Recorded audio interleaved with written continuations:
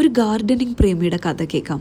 19 വയസ്സുകാരിയായ ഈ കുട്ടി കല്യാണം കഴിച്ച് കയറി ചെന്നത് ഒരു 200-250 വർഷം പഴക്കമുള്ളൊരു വലിയ മനയിലാണ്. കൊച്ചാകെ എക്സൈറ്റഡാ, ചെടി നടാൻ കുറേ സ്ഥലം കിട്ടിയല്ലോ. പക്ഷെ അപ്പോഴാണ് ആ കുട്ടിക്ക് മനസ്സിലായത് അവിടെ ഈ അടുത്ത് സ്വത്ത് ഭാഗം വെച്ചതേ ഉള്ളൂ. അതുകൊണ്ട് എവിടെ നടണം എന്നൊന്നും കുട്ടിക്ക് വലിയ ധാരണയില്ല. അങ്ങനെ ആ കുട്ടി ഇൻലോസിനോട് ചോദിക്കും, നമുക്കൊന്ന് മതിൽ കെട്ടിയാലോ, അപ്പോൾ എവിടെ നടണം എന്ന് എനിക്കൊരു ഐഡിയ ഉണ്ടാവും. അപ്പോൾ ആ കുട്ടിയുടെ ഫാദർ ഇൻ ലോ പറയും, ഓ അങ്ങനെയൊന്നും ഇല്ല മോളെ, വെറുതെ ഫോർമാലിറ്റിക്ക് പേപ്പർ വർക്ക് ചെയ്ത് വെച്ചു എന്നേ ഉള്ളൂ, മോൾ ഇഷ്ടമുള്ളിടത്തൊക്കെ ചെടി നട്ടോളൂ എന്ന്. അടുത്ത ദിവസം ആ കുട്ടി ഒരു വെജിറ്റബിൾ ഗാർഡൻ സെറ്റപ്പ് ചെയ്യും കിച്ചൻ്റെ സൈഡിലായിട്ട്. വിത്തൊക്കെ നല്ലോണം വളരാൻ വേണ്ടിയിട്ട് വളവും എല്ലുപൊടിയും ഒക്കെ ഇടും. അന്ന് വൈകുന്നേരം എന്നിട്ട് ഉമ്മറത്ത് വിളക്ക് വെച്ചുകൊണ്ടിരുന്നപ്പോൾ എന്തോ ഒരു സ്പെല്ലിംഗ് മിസ്റ്റേക്ക് ആ കുട്ടിക്ക് തോന്നി. ഒച്ചയൊന്നും കേൾക്കുന്നില്ല, കാറ്റ് പോലും വീശുന്നില്ല. കുട്ടി കണ്ണ് തുറന്ന് നോക്കിയപ്പോൾ അങ്ങ് ദൂരെ നിന്ന് ഒരു വെളിച്ചം കത്തി ആ കുട്ടിക്ക് നേരെ ഇങ്ങനെ വന്നുകൊണ്ടിരിക്കുക.